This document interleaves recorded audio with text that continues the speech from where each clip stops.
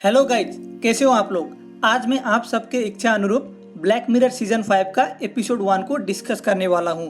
इस एपिसोड का नाम है स्ट्राइकिंग वाइपर्स और इसको IMDb में मिले हैं 6.8 आउट ऑफ 10। शायद कम रेटिंग इसलिए है क्योंकि इसमें इतना ज़्यादा ट्विस्ट्स एंड टर्न्स नहीं है जो हमको अर्लियर सीजन में देखने को मिले थे। एपिसोड अच्छा ही है और स्ट्रेट फॉरवर्ड होते हुए भी ये आपको कहीं पे भी बोर नहीं करेगा। अब ब्लैक मिरर है तो वर्चुअल रियलिटी का इस्तेमाल होना कोई बड़ी बात नहीं है और इसमें भी ऐसा ही हो रहा है। जब दो पुराने दोस्त अल्टरनेटिव रियलिटी में गेम खेल रहे होते हैं, उन लोगों के बीच एक ऐसा घटना घटता है जो उनके जीवन को हमेशा के लिए बदल भी सकता है। अब वो क्या है और क्या क्या होता है इस एपिसोड में और एंडिंग का मतलब क्या हो सकता है, वो जानने के लिए एंड तक बने रहिए। और हाँ, तब तक चैनल को भी जरूर सब्सक्राइब कर देना। तो चलिए शुरू करते हैं स्ट्राइकिंग वाइपर्स को।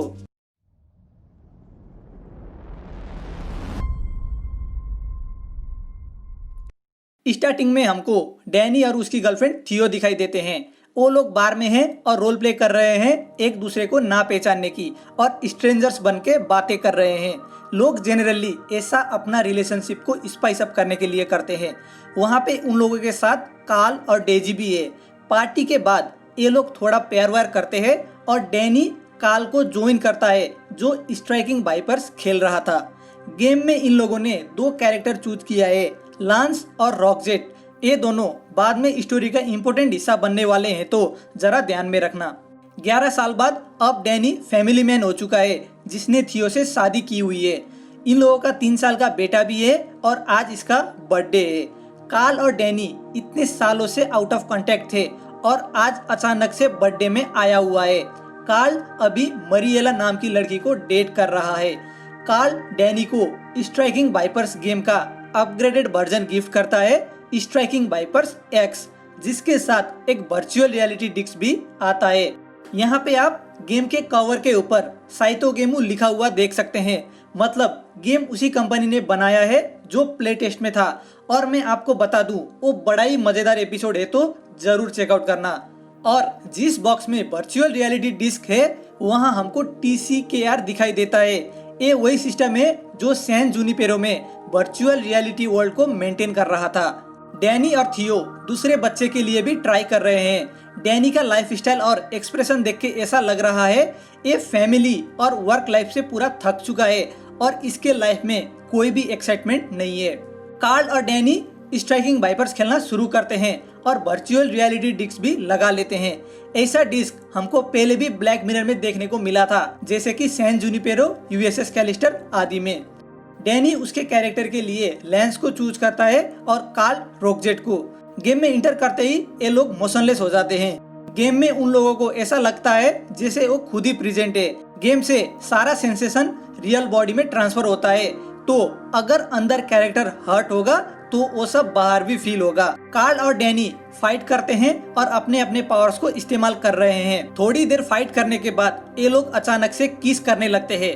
इस इम्पल्स रिएक्शन से दोनों ही शॉक्ड है और रॉकजेट जो कार्ल का कैरेक्टर था वो फटाफट गेम से निकल लेता है। रियल लाइफ में भी ये लोग बिलीव नहीं कर पाते कि अभी अभी ऐसा कुछ इंसिडेंट हुआ है। डैनी और कार्ल बातें करते हैं और इन लोगों का कन्वर्सेशन कैजुअल ही है और सोच रहे हैं जो उन दोनों के बीच हुआ वो एक गलती था। ये फिर से गेम खेलना शुरू करते हैं और फाइट शुरू हुआ भी नहीं होता, दोनों के बीच किसिंग शुरू हो जाता है और अल्टीमेटली सेक्स कर लेते हैं। अब धीरे धीरे ये रोज का होता है और वो लोग अलग अलग जगह में सेक्स करते हैं। इसके वजह से डैनी रियल लाइफ में भी सेक्सुअली इनएक्टिव होते हुए जा रहा है और थियो का सेक्सुअल डिजायर्स पूरा नहीं कर पा रहा। जब भी थियो वो सब करना चाहती, डैनी मैं थक गया हूँ बोल के इनकार कर देता था। ऊपर से ये लोग बच्चा कंसीव करने का भी सोच रहे थे और डैनी का सेक्सुअली इनएक्टिव होना थियो को बहुत ही ज्यादा परेशान कर रहा था। एक एनिवर्सरी के नाइट रेस्टोरेंट में खाना खाते हुए थियो अपना बात रखती है और डैनी से पूछती है वो ऐसा क्यों कर रहा है, क्या उसको अभी थियो पसंद नहीं, क्या उसके लाइफ में कोई और आई है, वगैरह वगैरह। डैनी बताता है उसके लाइफ में और कोई भी नहीं है और वो थियो को बहुत ही ज्यादा प्यार करता है। जस्ट वो काम से थक जाता है तो कुछ भी नहीं कर पाता। ये सब के बाद डैनी गेम को रख देता है और आगे से ना खेलने का संकल्प लेता है। कार्ल उसको गेम खेलने के लिए बार बार इनवाइट करता रहता है, लेकिन डैनी कंटिन्यूअसली मना कर देता है।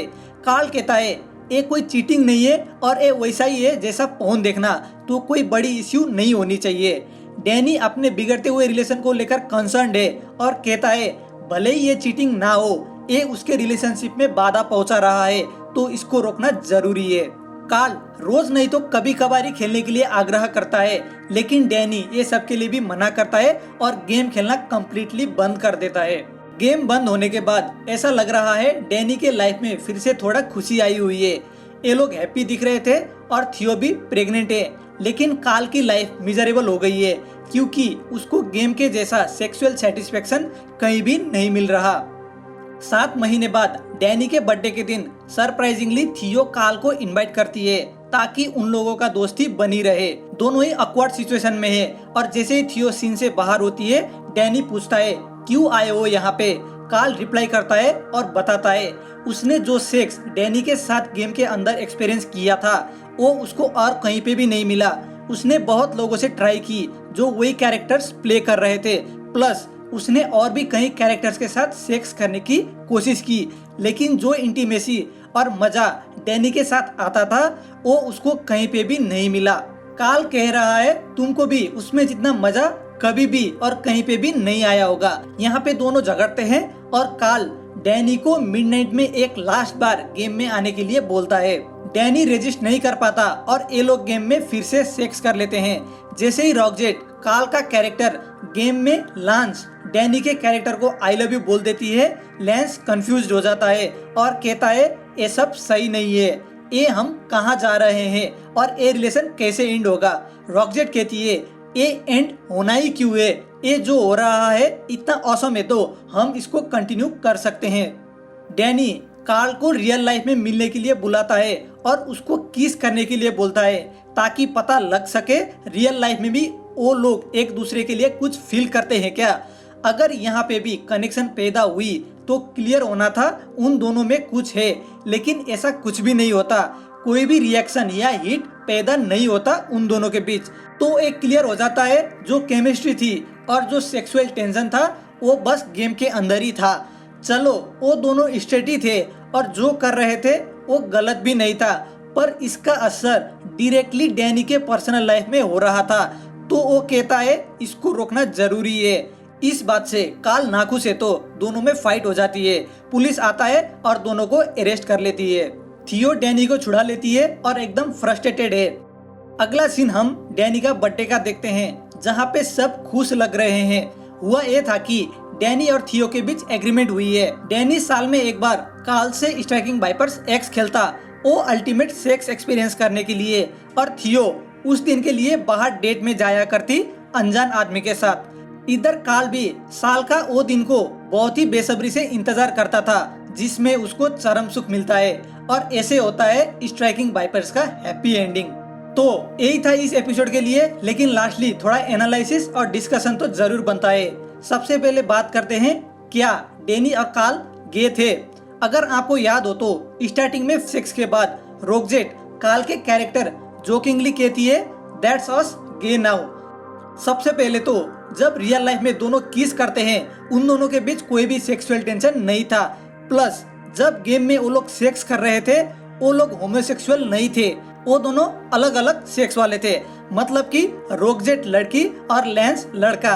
गेम में भी दो लड़का लड़की ही सेक्स कर रहे थे और अपोजिट सेक्स में अट्रैक्शन होना कोई बड़ी बात नहीं है। तो मेरे हिसाब से यहाँ पे गे या होमोसेक्सुअल वाली पॉइंट ये एपिसोड डिस्कार्ड कर देता है। अब बात आती है कार्ल की, जो एज अ लड़की सेक्सुअल इमोशन को एंजॉय कर रहा था। अगर आप ब्लैक मिरर के बड़े फैन हो और यहाँ तक सारे एपिसोड्स देख चुके हो तो एक क्लियर हो जाना चाहिए, अल्टरनेट रियलिटी में एंडलेस पॉसिबिलिटीज है। सैन जुनिपेरो में लोग मरने के बाद भी इटर्निटी के लिए जी रहे थे, तो अल्टरनेट रियलिटी में सेक्स होना कोई बड़ी बात नहीं है। जैसे ब्लैक म्यूजियम में रियल लाइफ में भी डॉक्टर हेयर नेट रिसीवर के थ्रू मेल और फीमेल ऑर्गेजम दोनों एक्सपीरियंस कर रहा था। ये तो ऊपर से गेम है, वो भी वर्चुअल रियलिटी के अंदर। तो कार्ल का लड़की के बॉडी में होके सेक्स एंजॉय करना इतना शॉकिंग नहीं होनी चाहिए। और गे वाला पर्सपेक्टिव मैंने बता ही दिया है, तो आप क्या सोचते हो इस बारे में वो भी कमेंट करके जरूर बताना। तो बस यही था मेरे तरफ से इसका एनालिसिस, और हाँ, मैं मानता हूँ ये वीडियो थोड़ी छोटी है, मेरे को इतना ज्यादा एक्सप्लेन करने का कुछ नहीं मिला। और अगर आपको ऐसा कुछ दिखा और मेरे से यहाँ छूट गया तो कमेंट बॉक्स में जरूर मेंशन करना। आपको एपिसोड का एंडिंग हैप्पी लगा या सैड, वो भी कमेंट करके जरूर बताना। सारे ब्लैक मिरर के एपिसोड्स आपको चैनल में मिल ही जाएंगे। और आगे भी ऐसे ही वीडियोस के लिए चैनल को सब्सक्राइब करके बेल बटन को भी जरूर दबा देना। धन्यवाद।